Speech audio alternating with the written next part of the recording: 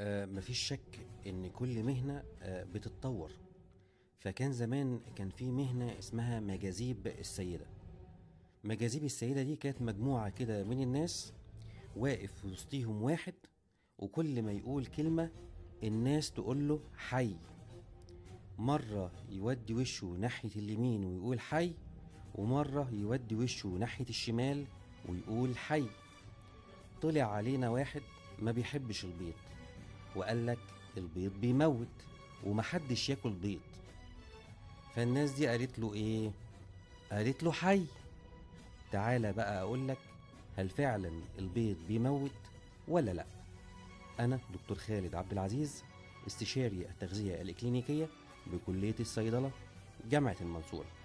علشان ما نروحش شمال ويمين، انا هثبت لك بالورقة والقلم.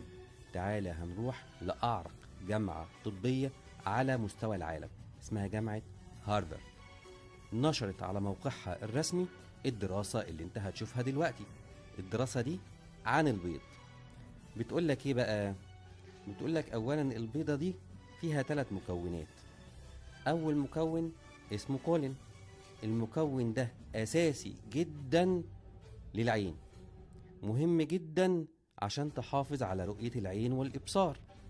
والجسم ما بيعرفش يخلق أو ينتج هذه المادة، يعني لازم ناخدها من البيض. إيه تاني؟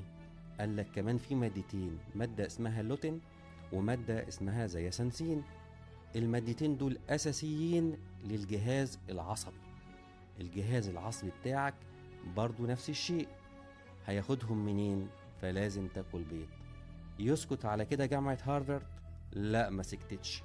قالت لك ده كمان بوصي كل واحد ياكل في اليوم بيضة. لازم كل يوم ناكل بيضة، يعني في الأسبوع 7 بيضات.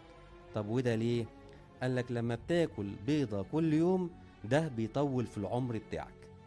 لما بتاكل بيض عمرك بيطول.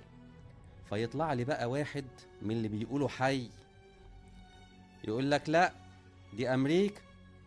أقول له طب خلاص بلاش أمريكا، تعال نروح للصين. هنروح للناشونال لابراري اوف ميديسن، ودي أعرق هيئة حكومية طبية موجودة في الصين، وفيها الكتب من آلاف السنين، اللي هو وانت مغمض كده تاخد كلامهم وتبصم عليه. عملوا دراسة برضو عن البيض. طلعت ايه الدراسة؟ بتقولك ايه؟ بتقولك ان لازم على الأقل في الأسبوع تاكل 8 بيضات، وده بيطول العمر. بيطول العمر. ده كمان قالك ان البيض بريء من ارتفاع الكوليسترول. البيض بريء من ارتفاع الكوليسترول، يعني حتى دي كمان طلع بريء. فأنا مستني بقى الناس اللي بيقولوا حي يردوا عليا. معقولة؟ معقولة؟ ولسه زعلانين ان بيتقال عليكم دولة نامية؟